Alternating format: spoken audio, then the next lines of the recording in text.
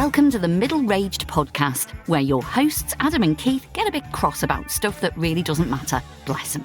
Oh, and we should probably warn you that things can be a bit sweary at times.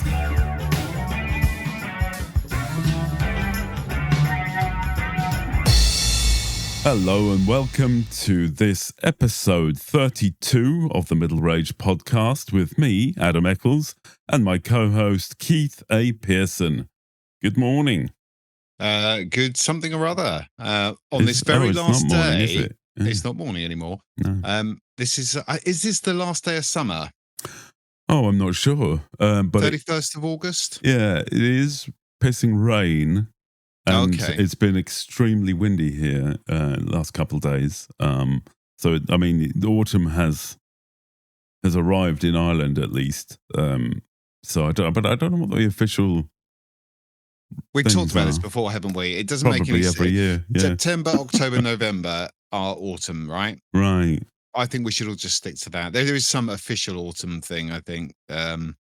But yeah, tomorrow's September. So yeah, tomorrow autumn starts. Okay. I just Googled it and it says Monday the 22nd of September. That's ridiculous. Pricks. Nah, that's stupid. Yeah, just So what they're technically saying is, so the 20th of September is still summer. no, that's stupid, isn't it? Yeah, crazy. I mean, that should be localized if it's going to be. Nah, I don't believe that. When, no. when does winter begin then on that basis? Good question, isn't it? Because okay, So the 21st of December. Well, that's No. stupid as well. So again, the 20th of December is still Yeah. autumn. Nah, So that's, 5 days before Christmas, you're still in autumn. Nah, that's ridiculous. I think this is maybe America themed or something. Maybe it's Do you different here. Yeah. No, I'll go with September, October, November, and then the 1st of December should be winter. Surely that makes a lot more sense, doesn't Of it? course it does. 3 months all Yeah. broken down, nice and tidy. Yeah. Nothing to remember, is there? Exactly, yeah. You're not going to go, oh, tomorrow, the 22nd of September. Was it the 22nd of September? That's what it said. Yeah, it's ridiculous. Yeah, Nobody bullshit. knows about that. That's ridiculous. No. Roll on Right. tomorrow and the end of summer. Yes, absolutely. It's been way too hot, as we discussed in prior episodes when we nearly melted in London. Yes. And we'll soon be complaining about the cost of energy and having to put the heating on. Yeah, well, I never put heating on. Ever. No, not really. This house is just super warm for some reason. Like just having the computers on keeps it nice and toasty. Okay. Yeah, so I There we never are. bother. The only nice and cheap. Excellent. Should we do a bit of catching up? Actually, Yeah. no, we haven't done that. We need to announce a new supporter. That's right. Yeah, so this is if you go to buymeacoffee.com/middleraged, you can become a supporter. Yeah, and so you can pay £2 a month. Yeah, that's it. But yeah, to do You're going to that. say, here's a list of benefits. I was trying to think of something. What benefit do you get? Well, you get the pride of knowing that you're a supporter of the arts. Yes. And a shout out, obviously. That's right. Well, some might argue that's priceless Oh yeah. or of no value. One of the two. I reckon it is. So thank you to Emma for subscribing and becoming one of the elite podcast members. You can also donate a £5 or ad hoc if you want to, or you can donate 60 quid if you want to beat the sweet. Yes. Anyone who's wondering what Beat the Sweet is, anyone who's joined late, one of our, what are we going to call him? He's like a super donator. Super donate, yeah. Math Sweet. Benefactor. Who bought 10 coffees originally, didn't he? Yes. And then went and beat his own record by buying 11. So It's just, if you want to buy 12 coffees, Yeah. crack on. go for it. So yeah, those are the Nobody's risen to that challenge yet. No. Yes. Anyway, but yeah, you can do that. So if you want to work away, we won't stop you. Go for it. But yeah, so thank you to Emma and all of the other subscribers who continue to subscribe. So just Thank you £2 very a much. month. Yeah. You know, what can you get for £2 a month? Nothing. Nothing. Which Literally. is basically what people get from us. So we're consistent. There you go. Good stuff. So in podcast news, I suppose we are both going to the, shall we say? Yes, absolutely. Yes. The United States of America. Not together. Not together. No, but almost at the same time, which is just random. Very weird. Random circumstances. Wasn't planned at all.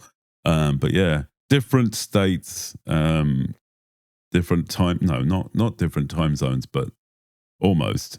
We should say that when we first discovered that we were both going to be in America at the same time, the first thing is, we should meet up and have a beer. Yeah. And then I think we kind of worked out that we're actually further apart when we're in America than we currently are. Indeed. With me being in England and Adam being in Ireland. Yeah. So I mean, at least there's no ocean surrounding my location, right? But still, there may as well be. It's like 500-600 miles or something ridiculous. It's a bit of a drive, isn't it, for a beer? Yeah, bit long. Why is America so big? Come on, lads, it's ridiculous. It's just, you look at the map and you think, it can't be that far, and then wow, that's 500 miles. Okay. Yes, I must admit I was looking at options because I'm going to Charlotte, which is in North Carolina, and there's only one airline that flies direct. So I thought, I can fly into Washington because there's lots more carriers, and there's more choice of flights, and therefore the prices are a lot cheaper. And I looked on a map and thought, that's not far, is it? Washington to Charlotte, and it doesn't look very big on a map. Yeah, well, but.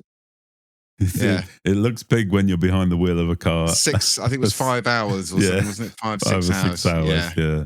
If you don't stop for a piss, which obviously they won't work, you're right? Going to, aren't you? Yeah. Or you're not murdered, because that's where all the serial killers live on the highway, isn't it? Yeah. Lovely. So I will not be flying to Washington. Yeah. So maybe another time. Yes. But yeah, we're closer together at the moment.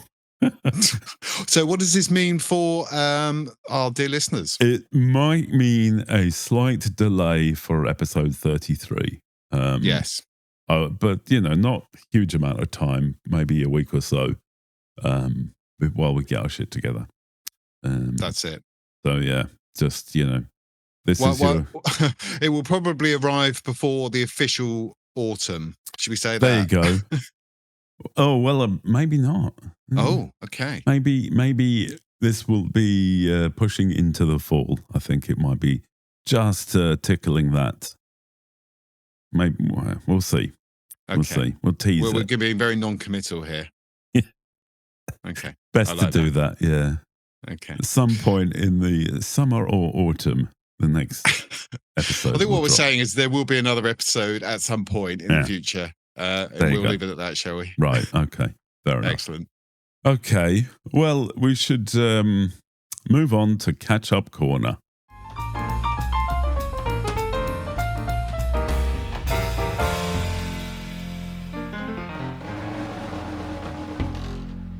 And there isn't really anything to catch up on. This is my bad, because normally I've been putting details of what the episode is that's coming up. Yeah. And due to life circumstances, I've been a bit preoccupied and I kind of forgot. So there's been not a lot to talk about. But we did put out a post, was it a week or two ago? Asking if people would very kindly review, rate, and subscribe. That's right. But I didn't actually check if anyone had done that. But if you have... I have. Oh, really? Yeah, one of us is on the ball. Obviously not that on the ball that I remember to do the episode post. We have different balls. we do. And we each are responsible for keeping our own balls That's up. That's right. There is no balls coming into contact. No, God, no. Jesus. But yes, we had a flurry of reviews, and I don't know about good. subscribes, but definitely we've had reviews. This is the thing. Like, if with books, you kind of know that all your reviews are in one place on Amazon. I mean, you can go onto Goodreads, but fuck that. No. No one's never going on. do No that. sensible author's going on to Goodreads. So all Amazon pretty much has all your reviews. But with podcasting, because there are so many different platforms. Yeah. And they have different protocols. Some you can actually leave a review as well as a rating. Some are only ratings only. Right. And I think on Apple you can leave an actual review, can't you? I believe so. Yes. But I don't know how to see. This could be breaking. This could be breaking news or not. Ratings. Okay. So of course it's not.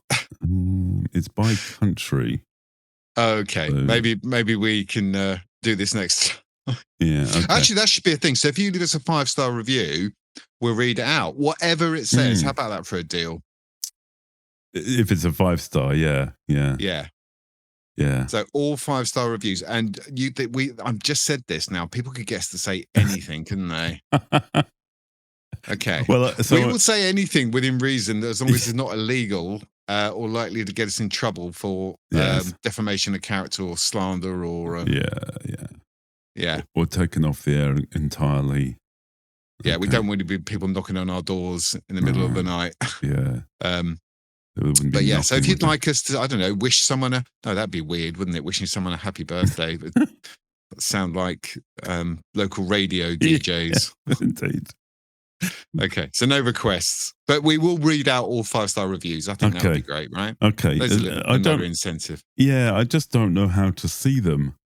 That's the thing. But we'll work on that. Hey, listen, you're in charge of tech. Right. That's your department. Okay. So I'll ask the robot. All right. Fair enough. This is what we call SEP, someone else's problem. That's right. Yes. Yours, mainly. Right. Okay. Not mine. Shit. Okay, we'll figure it out. But yeah, if you want me to read out or to go and find out how to even see your review in Apple Podcasts or whatever you use, probably mostly Apple Podcasts, but it's some on Spotify as well, aren't there? Some Spotify. I don't use either of those. I used to use Google Podcasts, which was really good. Gone, isn't it? Yeah. And they discontinued it, the bastards. So actually, that'd be interesting because I know a lot of people do like they just use the same service that they have for their music, right? Spotify, probably. Yeah, so it's normally Spotify or Apple, but there are dedicated podcasts. Yeah, mine's called Pocket Casts, which is very good. Yeah. But also, I didn't realise that our podcast is also on Audible. Oh yeah. I keep forgetting that. It just goes everywhere, doesn't it? Spotify, Audible, yeah. So how do you collate all? Well, this is really behind the scenes now. Everyone's tuning out, aren't they? But I'm just wondering how you actually get. Well, we'll figure it out. But yeah, okay. And you can also ask Alexa. You can say, Alexa, play the Middle Range podcast. She may well tell you to fuck off, but I'm assuming that works. Probably will. Yeah. Okay. Why not? Let's say it does. Have you ever asked Alexa who is Keith A. Pearson? That's a fun one. Yes, I have at some point. Yeah. Because I'm sorry, I do not know that one. It's because Amazon run that service. They kind of do know who we are. So okay. Kind of cool though, and you can say, it's a chat up line. Oh yeah. Do you know who I am? Yeah. Alexa does. Well, unless you're going to take an Alexa around with you. Yeah. I mean, you could take that into a bar and say, ask Alexa who I am. Yeah. Just sitting on the shelf. I think anyone who did that automatically would be, I mean, there'd be an instant no, wouldn't it? I can't imagine any woman would find that particularly appealing. Well, let us know. Oh dear, we've gone off piste here, haven't we? Right. We have. So, but otherwise, there isn't any other. There we are. Feedback, okay, that was nice and tidy, wasn't it? Yeah. So, okay, maybe next time. All right. Well, then, moving on to the topic for this episode. This episode, we are enraged about the bare minimum economy. And what do we mean by that? That's a very good question. Do we have an answer? I suppose it's the sort of just turning up to your job is enough. You don't have to do anything. It's the sort of attitude of apathy that has sort of laziness almost. Yeah, definitely. That's prevalent in modern society, I suppose. And it's the sort of job's worth, but it's even worse than, you used to say job's worth. But I think more than a job's worth, wasn't it? To bend a rule or to do anything beyond what is prescribed in a contract of employment. But that's right. Nowadays, I think it's gone way beyond that. It's as little as humanly possible. And what triggered this for me, and this has been an ongoing saga now, I've been helping my younger brother move home. And this has been going on now for 30. He actually moved 2 days ago, right? Yeah. But it's been going on for 13 months. That's insane, isn't it? Absolutely insane. Anyone who has bought or sold a property in recent years will appreciate that nothing sums up the bare minimum economy more than people who are involved in property transactions. Right. Yes. And I'm talking primarily about solicitors. Yeah. They don't have a rocket up their arse, do they? Oh. In this day and age, right, you still have this system where someone will piss off to lunch for an hour. Oh, right? Yeah. Or they holiday. work 9 to 5, Monday to Friday, take an hour off for lunch, and obviously bank holidays don't work bank holidays or weekends or anything like that. It's pedestrian at best, and nobody's picking up the slack, right? So if they're not there, then basically nothing's happening. Happens, it certainly feels that like nothing's happening. No. And it is, and then you throw into the mix estate agents. Now, I've got a bit more respect for estate agents because they don't actually get paid unless the transaction goes through. Right. But what a lot of estate agents are doing these days is you will deal with some people in an office, right? They're the people who, take your house on the market or show it to you, blah, blah, blah. Yes. But once you've actually gone under offer, they will hand it off to a what they call a sales progression team. And this is basically faceless people in a, I don't know, in an office building out in Slough or somewhere like that. And they don't give a shit. I mean, they just seem to not give a shit. Yes.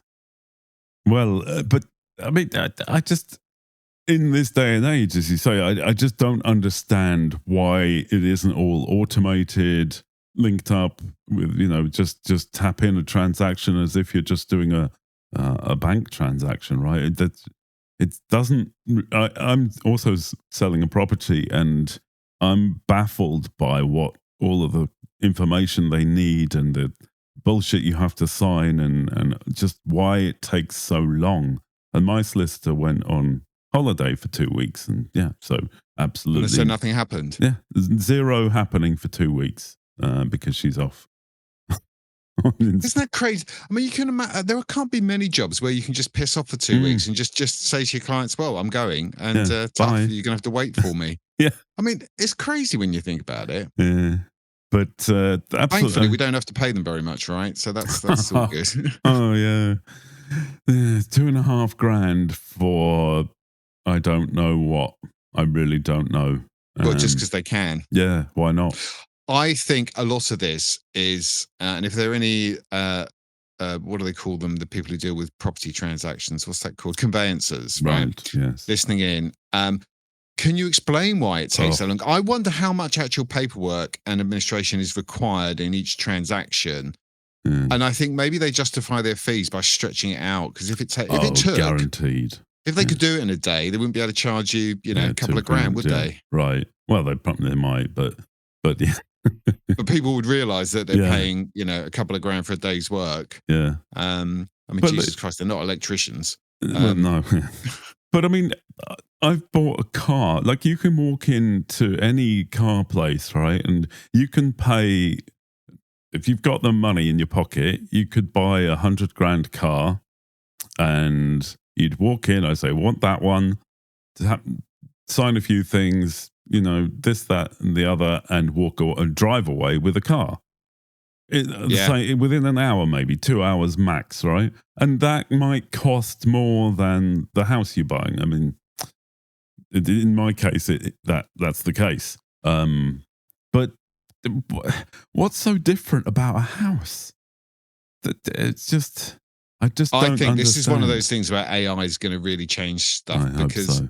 Essentially, if you had an AI covering it'd do all the legal work for you. It would explain all the stuff you need to know. Yeah. It could liaise with like a bot at the local authority to do all your searches and stuff. There's only planning applications, all that stuff. It could be done in minutes. Yeah, exactly. And we wouldn't need conveyancers.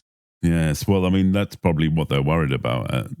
Maybe, but they're just making hay at the moment, you reckon? Yeah, but I mean, they've had it good for decades, right? So centuries. Yeah. Well, yeah. I can't imagine why any sale could take 13 months. I'm sure your brother's absolutely sick of it, right? But the flaw in the system here, which I think people in other countries don't get, is that you can agree to buy somewhere, and then at any point you can just change your mind with no penalty. So my brother had, I think it was 4 buyers pull out for various, all spurious reasons. In fact, one of them just completely ghosted the estate agent. Just said, I sent an email, said, I'm not going forward with the purchase. No explanation. And that's it. And then that was it. Never heard from again. Oh, fuck's sake. I know. Madness. Yeah. This system is bullshit. But I'm going to say, the longer it goes on, this is the fundamental problem, right? The frustration is that the longer it goes on, the more chances of things going flat, right? Or falling through. Yeah.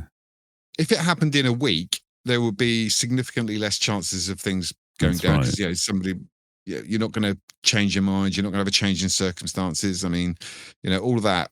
But if you're going to allow it to go on for months and months and months, the risk of the thing going south is exponentially greater, right? Absolutely, yes. Yeah. No, this is ridiculous. I think this is prime for a revolution, right? That that this all needs to be cleaned up. Like, absolutely, yeah. But that is my definition, the bare minimum economy. I think anyone involved in conveyancing, they take that approach. Yeah, 5 o'clock on the dot, piss off. Don't care whether you're you're waiting. This was actually the one thing, right? My brother was supposed to get some money back, a fairly chunky amount of money because he was downsizing.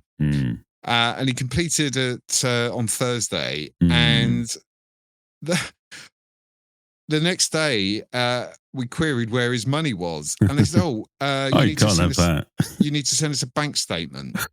What? Like, what? Firstly, why would you not have asked for this? Yeah, right. Months ago, and secondly, what's that got to do with? He's just moved home. Where the fuck is his bank statement? Oh yeah. Yes, and it has to have your proof of address. Yeah, exactly, which you can't give because you obviously only just moved home.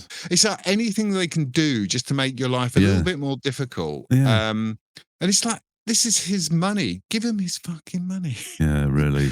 That's disgusting. And of course, someone was supposed to call back, and no one does. No, of course not. And why would they do that? See, they've got their money. They're happy. Of course, they take their money out of it, so they're paid, and it's like, well, your money, no. And of course, you need to pay other people, like removal companies, and all the other stuff that comes with buying a property. So yeah, it's just fuck you, conveyancers, basically. Really. It's disgusting. Doing the absolute bare minimum for what is not an insignificant amount of money. No, yeah.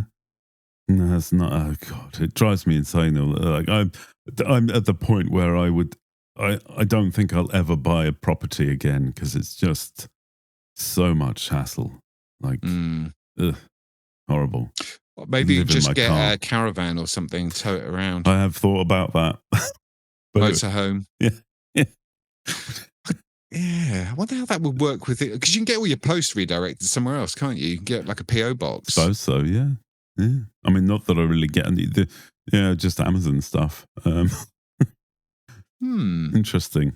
But you can get that sent to an Amazon locker as well. Yeah. So you don't actually need a physical address. I suppose getting credit would be tricky. Maybe.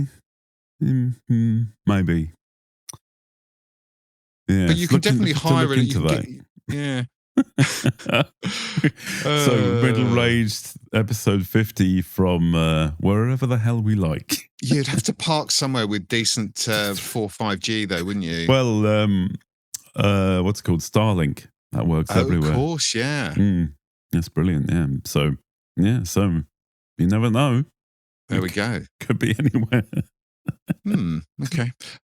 You get an electric bike, hook that up to the back, and then if you need to go to the shops, you're not having to drive around in your RV or whatever these things, motorhome, right? Yes. Yeah. The only downside is having to change that cassette toilet thing. Oh, yeah. No, that's. Can you pay someone to do that? I'm not into that now. Yeah, and those weird tiny showers and stuff. I suppose the only other way you could do it is if you need to do, number 2 business, then you could go to just, I don't know, Tesco's or something. Yeah, but oh god, they're always nasty, right? They are nasty. Yeah, you'd need to go to a nice hotel, wouldn't you, just to take a dump? Yes. Yeah, the ones that got like the relaxing music and they've got reed diffusers in the bathrooms. Yeah. And that's kind of what you need to do. But apart from that, I'd say it's a flawless plan. Yeah, definitely. No council tax. Yeah. No. Just utilities. You can get some solar panels on the roof. That's a good idea. Yeah. I don't know, how much do these things cost? Probably a chunk if you want a nice one, but it's certainly cheaper than a house, though, right? Oh, definitely, yeah. And mobile. So if you don't like your neighbours, you just drive away. Yeah. It's we're onto something worth looking into. Yeah. Obviously, you couldn't live with another human because the space would be an issue, wouldn't it? Yeah. Well, living with humans is overrated. Some humans. Yeah. But I hear you. How did we get onto this? We were talking about something completely different. Selling a house, right? Yeah. So yeah, you could buy an RV in 10 minutes. No conveyancers required. No. Okay. So what's all right. You have your example now of the bare minimum economy. Yes. So speaking of houses, the house in which I live has a dishwasher, and my other. You. Yeah. Well. All mod cons. Indeed. I have this thing, right? I used to be a chef, and in my chefing days, I reckon I washed enough pots for several lifetimes. And so when I stopped that, I vowed I'm not doing this anymore on principle. Not because I can't. It's just I don't. You're not feeding 60 people every lunchtime. I'm not assuming. Anymore. Okay. It's just who's got time for that? Yeah, I've done my time, right? Anyway, long story short is the dishwasher broke, and I purchased a new one, right? And I couldn't be asked. I know perfectly well how to install a dishwasher, right? But I just didn't fancy kneeling on the floor for hours and farting around with all that, right? So I bought the install it for me package. Oh, it's like €55 on top of the price of the thing, and delivery as well was another 30 something euro. I don't know why, but there you go. So I paid all this extra to have the chaps install it. And they got here on time, all that was fine. And they wheel in the dishwasher, and then they try to get the old one out, the old dead one, right? And they couldn't get it out of the, it slots under the counter, right? It was stuck, absolutely stuck. And I couldn't get it out. They couldn't get it out. And the guys are just like, well, that's it. We're done. We're fucking off. I'm like, hang on, what? What am I supposed to do now? Oh, you'll need a carpenter, you need a plumber, you need fucking this, that, and the other. I'm like, oh, wow. You need some Semtex. Yeah, well. Fairly easily sourced in Ireland, I would imagine. Oh, Jesus Christ. Dear. Anyway, long story short is, they took a couple of photos saying that they couldn't get it out, and then buggered off. And that was it. It was just the guy's like, "Oh, I'll do my back in trying to get that out." So what had to... surely that's an occupational hazard if you're shifting dishwashers. Yeah, like talk to... If you've got a dodgy back, probably don't do that job. Yeah, well, indeed. Talk to Dire Straits. Install microwave ovens. Blah, blah, blah. Anyway, but yeah, no, he couldn't. They just basically could not be asked. And this is what I'm talking about. This is the bare minimum. They just literally dumped it. They didn't, sometimes they'll take the packaging away. None of that. Didn't do that. Didn't open it. Didn't do shit. And I had paid for this service. So they said, "Well, we'll refund you that." Of course they didn't, and I had to ring up and organise that, and I still haven't got that back, right? But so I took matters into my own hands. I did not put my back out because I used my brain instead, and science. So what had happened? Long, boring story short, is that the old dishwasher was kind of blowing out steam where it shouldn't have been, and the wood chipboard shit, right? Oh, it's swollen. Yeah, exactly. It's swollen to the point where, that it was basically stuck. It couldn't come out, right? So I can't remember what the thing is called, but it's like a long seat belt, and it has a ratchet thingy on it. Oh, yes. Yeah. Yes. Can't remember. No idea what that's called, right? But I had one of those for tying things down on a trailer. Big orange one. Yeah. So the dishwasher was opposite a doorway. So I tried doing it around the door handle, but I was like, no, we're going to rip that off, right? So basically what I did is put a shovel across the doorway and tied the long belt thing around the shovel and attached it by a hook to the bottom of the dishwasher. And then I just ratcheted the thing, and it gradually, slowly pulled the dishwasher out. Bingo. Wow. There we are. It was quite hard work still, but didn't touch my back. And I got it out. You should have videoed this, because I'm sure people would have loved to have seen this, because that would have probably been quite satisfying, that actually easing out. Yeah. You still had to sort of jiggle it every so often, but basically, just clank, clank, clank, and it slid slowly out. And then to get the new one in, doing the plumbing, plumbing is an overstatement. All you do is unscrew the water pipe and then pull the hose thingy out, the drain hose. It's like 2 seconds to do that. And that smells so nice, doesn't it? That drain hose. Yeah. Jesus. Especially the old manky one, yeah. But it was a piece of piss, right? It did not need a plumber. And then I just had to shave the swollen chipboard thingy down a little bit and slid it in. Job done, right? And it was done. It took a bit of work, but I was doing it in between meetings whilst it still worked. And long story short is I did it myself, and I hopefully will get my installation fee back, right? But I just...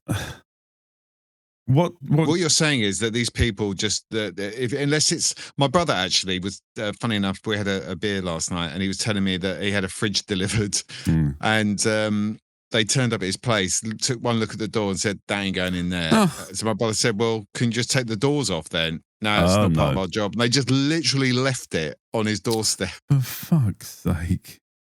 I know. It's just this is like go back 30 years. And they would have taken the doors off and helped you and got it in, right? 100%. This, because it's pride in your work. Yes, of course, you're paid to deliver a fridge. So you fucking deliver the fridge, right? And don't just dump it outside and bugger off and then go back, I would imagine, I suppose there's probably a bit like delivery drivers, isn't it? When they're delivering parcels, they've got so many to do in a day, and they're probably given like a 10-minute slot. Right. Okay. And then it's like they have, if they fail their targets, they probably get some sort of, and it's probably unreasonable Yes. for them to be able to do anything other than just the very basics. Well. So, and anything beyond the norm, and they're not doing it. Yeah. But that's part of the problem, right? I mean, that is the excuse, but it is also part of the problem is that we're trying to cram everything in and we're just expecting everything to be simple with no option for complication. Like if you're outside of the norm, then you're fucked. There's no contingency, is there? Like, build in a buffer. Here where I am, it's probably an hour and a half drive that they had to come from where oh Jesus, where they got the dishwasher from in the first place, right down to me. And then they'll go back again, and they're going to have to come back and pick up the old one, right? Because I was going to say everyone's now on tenterhooks, wondering what is going to become of the old dishwasher. Well, it's going to be collected, right? Because in Ireland, I don't know what it's like anywhere else, but you have to pay a recycling fee or something. Yeah. Okay. Yeah. So I had, whenever they paid that, and that means they have to come and get it. Otherwise, I would just have to lump it in the car and take it to the tip, which would have been free, except for having a nasty manky dishwasher, leaking water into my car. No, thank you. But so you now got a nice new shiny dishwasher, and it functions, and it's in where it should be. Job done. And I didn't need a plumber or a carpenter. And it's just. The fact that what bugged me worse, I suppose, is that since then they have sent me no less than 6 emails and 4 text messages to review the delivery experience. Of course. Yeah. The delivery experience. Not the fucking 2 blokes who dumped a dishwasher and buggered off. The experience. So have you actually left a review? No, because I want the old one taken away first, and then I don't want them to be like, whoa, that bastard just left a shitty. I mean, not that they'll probably know, right? Or not that they'll do anything about it, even if I do leave a shitty review, right? They'll just absolutely nothing will happen. I have used Trustpilot. When I've got frustrated with a company, which actually happens quite a lot, I've found that Trustpilot, putting a shitty review on Trustpilot, does tend to get some results because people count on them, right? And because I've left so many now, and I'm verified, I think I've got a bit of gravity there now. So when I'm talking to customer service, I go, "Do you know who I am?" Yeah, I'm. You're Keith A. User Pearson. profile KAP 1237 on Trustpilot. I've got rep now. Yeah. But if you leave a shitty review, and make sure it's detailed as well, so it doesn't look like a moron. Reference my podcast. All of this stuff, and you do tend to get somewhere because they don't like those shitty reviews. Right. But what are they going to do then? They're not going to. I don't know. Like, what could they possibly do? They're not going to. In my situation, they're not going to actually do anything, are they? I mean, no. What I tell you, what some companies do, I've noticed, is if they get a negative review, they'll immediately post a response, and it sounds all lovely. And please tell us your details. We'll get onto this, and then you just back into the no one's doing anything shtick again. Yes. So you just leave the review up there, but it looks superficially like they care, and B, they're going to solve something. Right. Yeah. Please so there DM is us that. And we'll sort you out. Will you fuck? Yeah. Nothing ever happens. But I would say probably half the times I've done it, I've actually managed to get somewhere. Okay. So that's worth a try. It's worth doing. Yeah, I'll just point them. But in your case, I guess you just want your money back, right? Yeah, definitely. I mean, why did I pay for something that I literally got nothing? And I had to put the box in my own rubbish and blah blah blah. It's just a lot of. It was just a day wasted where I hoped that I didn't have to do anything, and in fact, I had to do everything. Fuck it. Now, if anyone would like their dishwasher installed or removed, Eccles Eccles Property Maintenance and Dishwasher Removal Service will be starting probably in the autumn, I'm guessing. Yeah, once I get my payoff. Adam will turn up with his ratchet and a spade. Yeah. So if you want a body buried in a garden as well, that you could do too. I mean, it's a specialist service, granted, but yeah, you could do that. You could remove a dishwasher and bury a corpse on the same visit. Why not? So 2 for 1, yeah. Christ. Maybe a dead pet rather than an actual Maybe human. I don't want to get into legal insurance situations. Unless you've got your pet happens to be a horse. Yeah, then you'll have to bring an extra. excavator rather than a spade. Yeah, extra cost for that. Okay. Yeah, Because Adam will turn up with his spade and just look at it and go, nah, it's not my job, mate. No. Yeah. Just an aside, right? This is something that happened maybe 30 years ago now, actually. And I was working in a hotel, and a light bulb had gone, pinged off. Yeah. In the staff room. And so when you went into the staff room, it was dark, right? Light. And there was a maintenance guy in this hotel. Like, literally, his job was, I'm the maintenance guy for the hotel.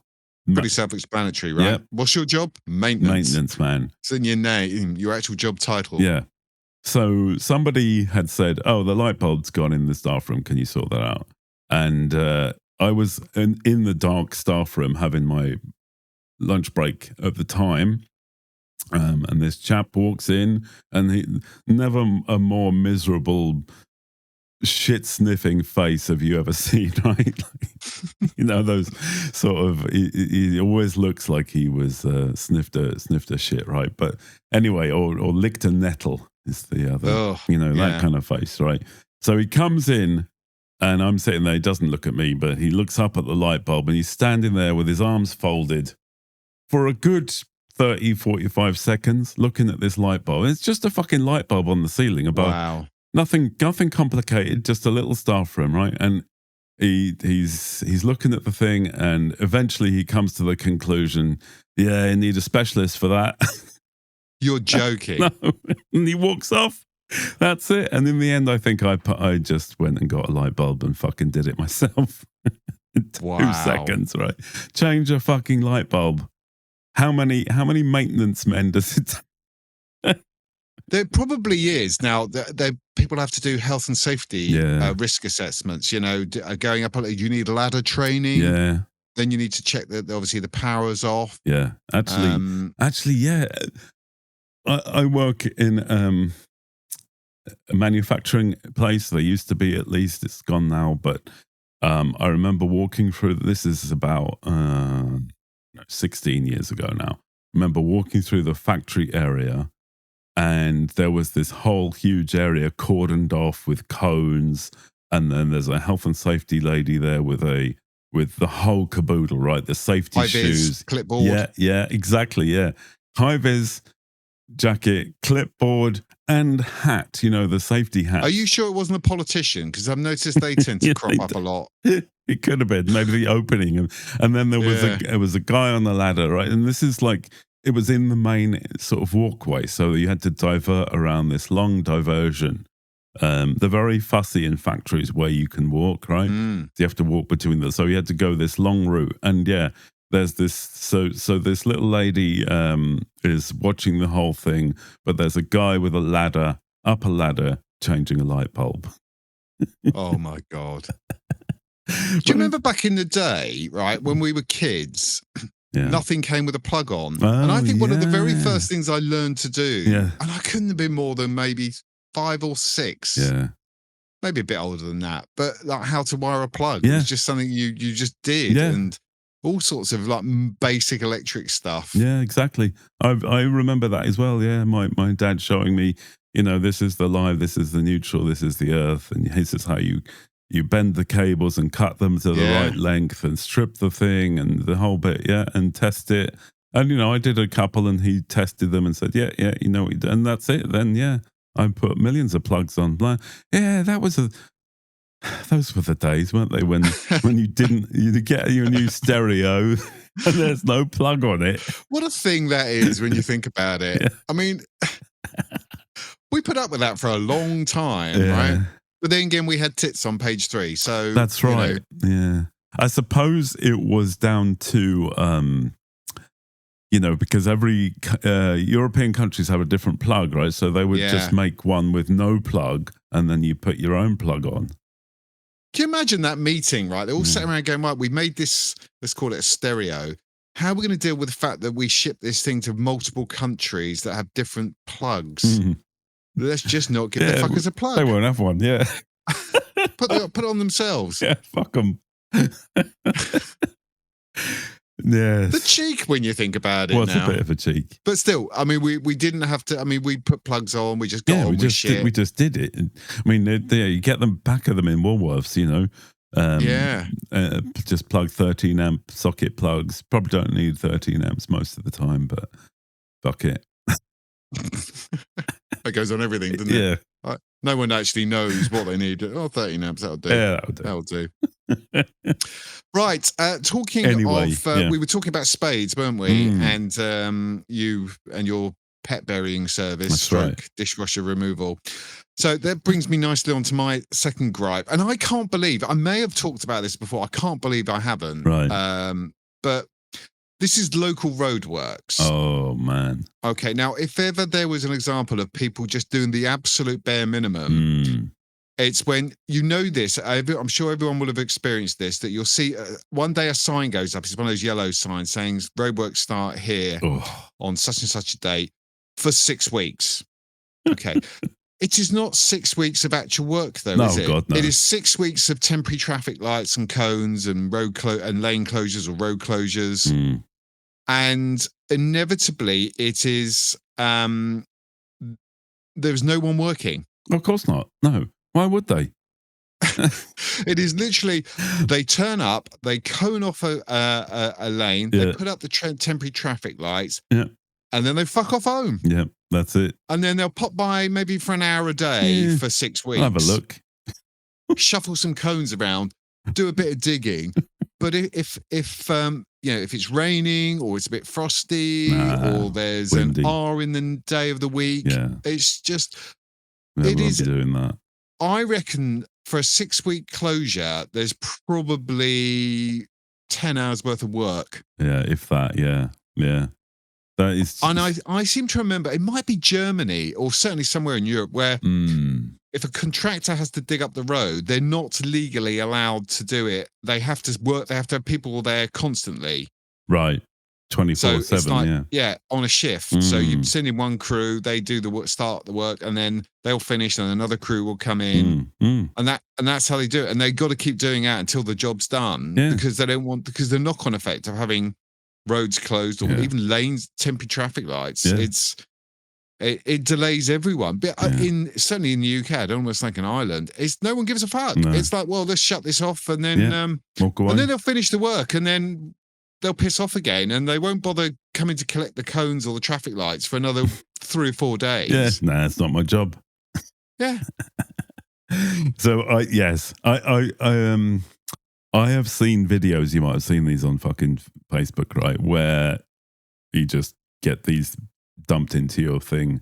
Where there's like a road in Japan or something, and I think it kind of fell into the ground, there was like a sinkhole opened up, and just the road is gone, completely gone, and within 24 hours or something there's like a speeded up video, and then they put it all back, and fixed. I think in Germany they built a bridge over over a I can't remember what it was now, but they basically built a bridge within a couple of days. In the UK, if they want to install 6 feet of curb, that's a month. Oh, at least, yeah. No. A lot of teeth sucking and a lot of that's going to cost you. And you guarantee it will probably cost, because they all the local councils contract all this work out now. Yeah, yes. And you guarantee it will probably cost 10 times what. So if you wanted some curbing put in at home, it would probably cost you, I don't know, $1,000 or something. Yeah. Get some curbing put in locally, it's probably about 10 grand, because they would have had to have health and safety people planning. Yeah. God knows how many consultants and risk assessment and all sorts of busybodies with clipboards and hard hats come to visit the site. And the lights. And then there'll be somebody saying, well, we need this road. The road needs to be shut because we can't have this, robots going on there alive, all sorts of bullshit that make this ridiculous. Yeah. We can't do anything in this country now. It's without it taking 10 times longer than it should, costing 10 times more than it should, and it basically going wrong anyway. Yeah, no, and what they'll end up with, is not the clean, neat, curbing that they wanted. It'll be mismatched and weird, and they'll come fix it later. And at the same time, they could have put in the broadband or the electric or whatever, but now we're not going to do that. We'll dig it up again. Some other cretins will come along and do that. I will say there's a stretch of pavement that was resurfaced last year near me, and it is now being resurfaced for a third time. So they botched it the first time. They come back to repair it. They botched up the repair, so then it had to be done now on a third time. And the company behind this had the temerity to put out a post saying they're sorry for the poor workmanship, but as a gesture of goodwill, they're resurfacing it again for free. Seriously. Oh, cheers. Wow, goodwill. How about doing the job properly the first time? Yeah, this is it, isn't it? That they're just so inept that saying we're going to do it properly is actually, well done. Yeah. Round of applause. Yeah, for fuck's sake. But do you think this company, this contractor, will lose future custom? No. Of course not. No. They'll put the price up. Look how well we did. We did it. We did this great job. I do wonder with water companies. I've noticed over here, I don't know if it's a thing elsewhere in the world, but water companies, if they dump sewage into rivers or they basically just don't do the job that they're paid to do, they get fines, right? Millions and millions and millions of pounds, right? Right. And I'm thinking to myself, who's paying those fines? Yeah. The customers, because essentially it just means that the shareholders are still going to get their dividends, aren't they? Of course they are. So essentially the bills are just going to go up. Yeah, 100%. Yeah. So no one's actually being punished for this sloppy, shit, crappy work, is it? It's basically, it all comes back to the consumer, one way, or the council tax payer, or the water bill payer. So the government can fine these companies as much as they like until you start fining the actual individuals who are responsible. This goes back to what we talk about having stocks, doesn't it? Oh yeah, in the town square. Yes, that's what we need. Be in the stocks. Yeah, all of them. The Adam Eccles buggery stocks is open for business. So CEOs of water companies or local authorities or anyone works who leave up traffic lights for 6 weeks to basically repair they should be in the stocks. They fines. Definitely should get them in the stocks. Yeah. And they have to stay in the stocks for the same duration of time that those fucking traffic lights were up. Yes, that's a good point. See if 6 weeks of molestation and rotten fruit teaches them a lesson. I think it will. There we go. It won't do that again. Or maybe they will. Well, fair enough. Yeah, so let's not go down that path again. Yeah, right. I what you often see, and you probably see this in England as well, is like that if there are people doing work on roadworks, there's like 7 blokes there, but only one of them is like sweeping or digging or doing something, right? And the rest of them are literally just standing around watching. Just like, what is going on? Supervising. One's health and safety, one's risk assessment, one's a supervisor, one's some manager. Guarantee there's more management. I think this is the thing now, is there's too much management, not enough people who do stuff. Yeah. Yes, definitely. We need more doers and less talk about us. Yeah. But like, imagine being the one bloke there with the shovel. Just like the only one actually doing any work. Yeah, and he's probably paid the least. Just unbelievable, isn't it? Unbelievable. What a world we live in. Yeah. Talking of people at work. Right. Or not. Well, I mean, so I don't work in roadworks, but maybe I should, yeah. In my day job, I see this all the time. And like we have this sort of, work in a huge company, right? Global company, make computers. And all the kind of American corporate industry is kind of along the same lines, I think, right? But so we have this, and most of it is quite nauseating, right, for anyone not in that headspace. But anyway, we have this sort of reward policy. It's not policy, system, right? So if somebody does a good job, if they really help you, if they go out of their way to do something for you, you can nominate them for a sort of a reward thing, right? And in theory, it's all very fluffy, right? And so what you get at the end of you get that depends on what you do and depends on how generous your manager is, but you'll get like points basically, and they're linked to stupid sort of not Temu, but what's the that sort of Sky catalog junk that you can have, like suitcases or toothbrushes or all that sort of junk, right? But nobody buys that crap, but with the points, right? But what you can do is exchange it for Amazon coupons in most countries, right? So if I ever get points, that's what I do. Not very often that I get them, but but anyway, you change them into Amazon coupons, right? And then you get whatever you want. Grand. But so lately what I've noticed is that people, my screen went off. People just seem to be getting these rewards because you also get a newsletter that says who got what, right? Oh Jesus! Yeah, it's really cheese fest. But it looks like when you look at these things, it's basically somebody has just done their normal job. Like this is if they had a reasonable job description, which nobody really does, right? But if they did, it would be do this thing.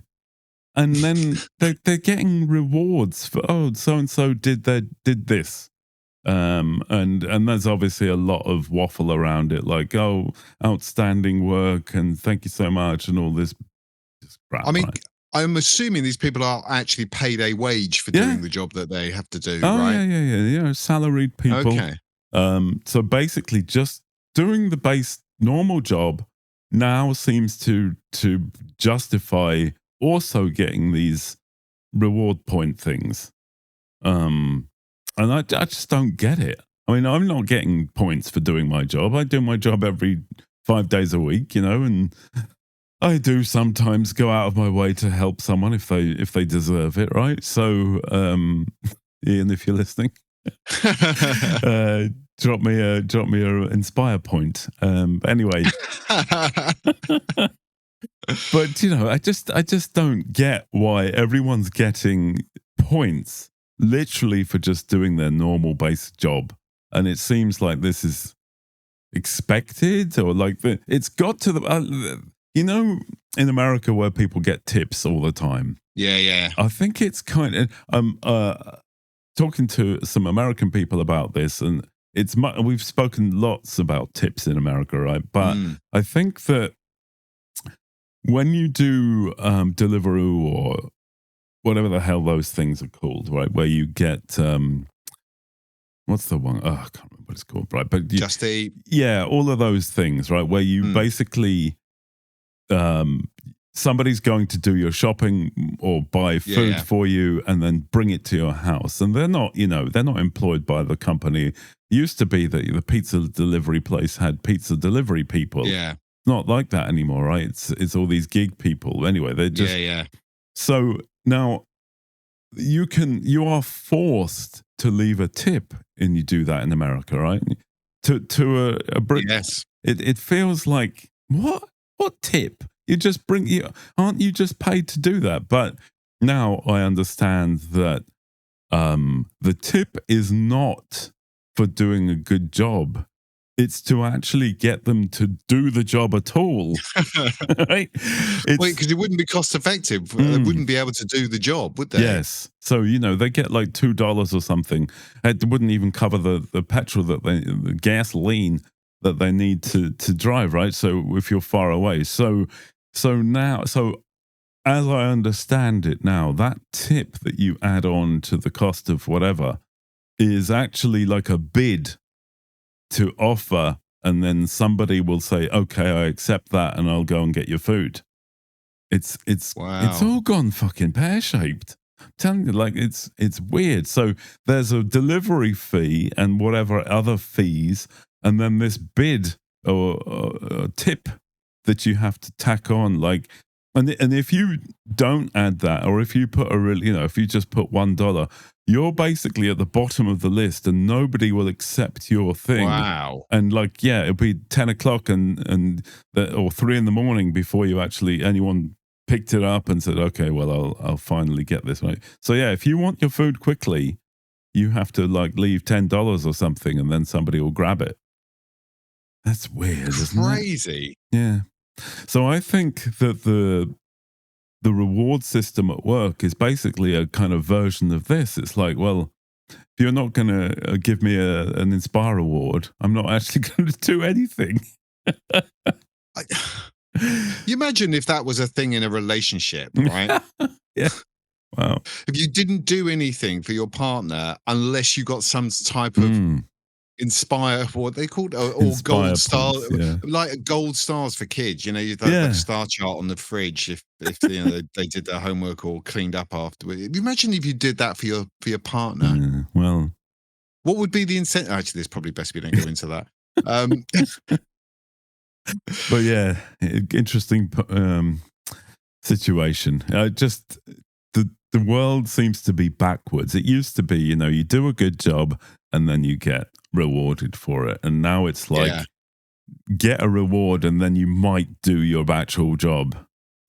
I think there's a degree of entitlement, really, isn't there? Yeah. That's kind of the thing, and I think that's a societal shift. Is people do feel, I don't know, maybe it's just us being old farts, but I think there is a entitlement seems to be way more commonplace now. This sort of sense that people are expected, stuff, just for nothing. For showing up, yeah. I showed up. What more do you want? Well, to do the thing that you were supposed to actually be doing. Yeah, maybe. Wouldn't that be nice? It would be nice. Anyway. Well, right.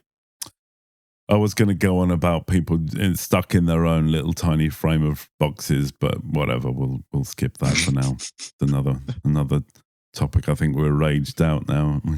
I think we are, and but we do have a happy ending, right? Yeah.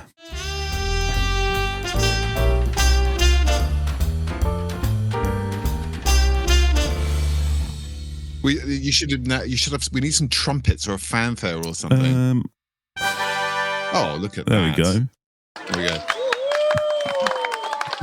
I think you're getting a bit ahead of yourself here. Maybe, I don't know if we're worthy of applause. Well, maybe not. But so, why are we so happy? We came up with a cool idea, didn't we? And we came up with an idea. Yeah. Suppose it remains to be seen, right? Yeah. But so this is Middle Rage. This is where we rant on about things that annoy us as see the last hour of discussion, right? But we're also authors, and part of what we do every day is get people to buy books, get people to buy our bloody books. Yes. And so a new podcast is born from this. What's the word? Pyre. I don't know. Because the world needs more podcasts, I think. It does, yeah. I mean, there is nothing. Somebody did mention on X this morning. I noticed a follow-up to one of our tweets saying, two middle-aged men doing a podcast or moaning on a podcast. Like, that's us. Yeah, well, fuck off. Yeah. Why you had to comment, I don't know. But God almighty. Yeah, well, that's what it is. But basically, we feel like we might have something to offer in the author space. And so this is a brand new podcast. It will be a slightly different totally different format to this. And we'll be talking about bookie stuff. And who's it for? Oh, you're asking me? Yeah. I thought you were just ruminating. Oh, well, kind of. Who's it for? I can tell you who it's for. Right. It is for anyone who has ever thought to themselves, can I want to write a book. And I think lots of people do. That's one of the most common things people go, oh, when you tell them what you do for a living, they go, oh, I had an idea for a book, or always wanted to write a book. Yeah. Well, so we're starting off. So part of it will be, there's 3 actual elements to the podcast. So the first part is we'll be taking people on a journey, if you like, wanky a phrase as that is, where we start off at the very beginning, right? Should I even write a book? Okay. And then we'll go all the way through the whole journey over months, probably years, I suspect, from everything, how to write, software that you use, how to get your book out into the world, everything we're going to cover. And everything, yeah. So that's one element. And the second element is, this is for people who've already written books. Yes. We'll call them authors, shall we? Why not? So people who've written books, whether they've written 1 or 21, it's we're going to get into the sort of bare bones of what it's like to be an author, and the good, the bad, the ugly stuff, and the honest banter. I think that's the key thing, right? There are, as you mentioned, there are lots and lots of podcasts already existing that are for writers or about authors or that sort of thing, right? But I find that quite a lot of them are a bit too airy-fairy and a bit kind of, wanky. And there's not enough swearing for starters. Oh, definitely not, no. Although I did listen to something actually the other day which was Irvin Welsh and John Niven, and both of them Scottish authors who don't mind using all kinds of words, and I couldn't believe that they got away with it. Actually, I think it was like a BBC type produced, and you cannot censor Irvin Welsh. Let's say that, right? I don't think we're going to be troubling the BBC. Probably not. No. Filters anytime soon, but certainly I think an honest, open and raw conversation about publishing and the stuff that we like, we don't like. Richard Osman. All right. So just real chat. I mean, because there's a lot of talking about the EM dash and all this bollocks, and I'm just I don't care. That's it's too the craft of writing. Yeah, it's too much like soapbox. Look how wonderful I am. I know what an EM dash is, and I know what a verb is, and just fuck off. Come on. Look, nobody cares. What we do care about is how do you get your formatting done? How do you upload? How do you get your covers done? All this sort of real world. How'd you make money? Right. Big question. That one is. Yeah. When you find out, let me know. Ditto. Anyway, So what was the other? Actually, there's an awful lot of myths surrounding writing, and I think that's part and parcel of it, that we can blow open some of those myths. Because I think I remember hearing even before I penned my first book, you don't make any money out of writing books. And that kind of put me off writing a book, because I wanted to make money, obviously, because it's a lot of time, 1,000 hours probably in a book.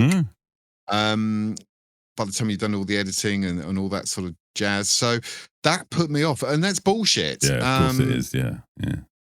It's at the end of the day, a book is a product, and if it's a good product, then people will buy it. Yes. Right? Simple as that. So that's bullshit. But there's a ton of other stuff as well. And Stephen King banging on about was it The Road to Hell is paved with adverbs. Oh yeah. Well. Yeah. Right. Fuck off, Stephen. Yeah. So listen, I like his books, okay, but it's one of those things that everyone feels they have to give advice, right? And not all of it. In fact, I would say the lion's share of it is bullshit. Yeah. So we're going to definitely start digging. We're getting a bit ranty already. We're going to be digging into all of that. And the third element, and this is something we've never done before, right? Is so guest authors. So that looking forward to that. That will be where if you are already an author of some kind, we'll have you on the show, and we're going to ask different questions from the usual Yes. Yeah. I mean, an example might be, when was the last time you Googled yourself? Name a book that you absolutely detest because you think it's overhyped. Yes. This sort of stuff. So anyone coming onto the pod, we're not going to ask the usual sort of questions of, that sort of softball, No. tell us about your latest book and why it's so wonderful. Yeah, and no, none of that. None of that. But obviously they'll get a chance to, promote the book, but we'll do it in a very candid way. So they're going to have to really work hard to get you to buy their book, basically. Yeah. So that's what it's called. Did we say what it's called? I don't think we did. Right. We actually, it is called Buy My Bloody Books. There we go. It says what it does on the tin. Does what it says on the tin. Yeah. But I think I was born out of the frustration because anyone who's written a book, they will have spent hours, weeks, months, years trying to get people to buy their bloody books, and we just thought, well, that's basically what it means is buy my bloody books. That's what people, authors in particular, just want. Just buy my bloody books. Exactly. I mean, there we are. Yeah, I think we both see this as a business and not a hobby or a laugh or something you do in the spare time or just for the art of it. Bills need to be paid, mortgages need to be paid, right? We have to eat food and drive cars and whatever, right? Drug habits need to be fed. That's it. Hookers and all that good alcohol. Yeah. Yes. So it's a business and it's a lot of work, a huge amount of work, and we want to get paid. So exactly. That's what it's all about. And there's also if you're not an author, if you're not ever going to write a book, but you are a reader, and you probably are, right? If you're listening to this, then you'll get to see the sausage factory. Oh dear. Were you going to say pull back the sausage? I don't know what I was going to say. Pull back the curtains. Oh, of the sausage factory. Yeah, because they have curtains, I suppose. Plastic ones. No one wants to see inside a sausage factory. No, maybe not. No, dear me. Need a better metaphor. Technically, that's an abattoir, isn't it? Oh. Yeah, no one would be seeing that. Nobody would ever eat a sausage again, I suspect. Well, okay. Well, then we'll go with behind the scenes at the theatre. See what's going on. Much better. Yeah. See all the actors getting dressed and undressed and all that. And there will be a lot of stuff. Wow. There will be a lot of questions that people have. Like one of the most common ones is if I read a book on using Kindle Unlimited, how much does the author make compared to say that if they buy them? So there's lots of stuff that will be, of a general interest to people who like to read and just like to know a bit more. Why don't read authors do this? Why do they do that? All that kind of stuff, which hopefully will be interesting just to people who like reading or indeed listening to audiobooks. Because another one is they are very different audiences. There are people who read and there are people who listen to audiobooks. That's They're right. not necessarily the same people's. Indeed. I've had a lot of people asking me for when's my next audiobook out, and I don't know, in fact. Because it's as we'll probably get into at some point, it's a whole thing to make an audiobook. It's not. Yeah. It's quite a lot of different work and money and all that good stuff. So there is a ton of stuff that actually, and I think we can actually safely say this is something that we've been now combined. We've been doing it for over 15 years. Yeah. 27 books. 27 books now. So lots more coming. 7 figures. Between us, so you would hope that we know what the fuck we're talking about. A little bit. I mean, and we also have the background. I have a huge background in tech, and a lot of what we do is software and hardware and all that kind of stuff. Marketing, advertising, and all that stuff. Yeah. So we reckon we know what we're doing, more or less. Yeah. So should be good. And if we don't, we're about to find out, really. Well, maybe it will be a journey for us as well. Maybe, yeah. So that's very exciting. So I think that is a happy ending. When should we expect this? We're going to say this autumn. I like that. Whenever that autumn is, whether it's September, October, November, or the 22nd of September. Leave it ambiguous. Maybe it's even going to be 21st of December. I don't think it's going to be that late. Maybe not. No. Okay. Or then that is in America, that's called the fall. It is, yes. Yeah, so this fall, coming soon. This fall. This fall. That's what they used to do in the movie trailers, wasn't it? Yeah. Coming this fall. Yes. Okay. So, but we're not in America at the moment, so we're going to say this autumn. Buy my bloody books, and we'll reveal more as we go. Yes. And yeah, and actually, you can go to the website. Where there is a website, although there's nothing on there at the moment. There is a forum. So actually, if you are a bookie type person, you can go and sign up to the forum. Yes. Why not?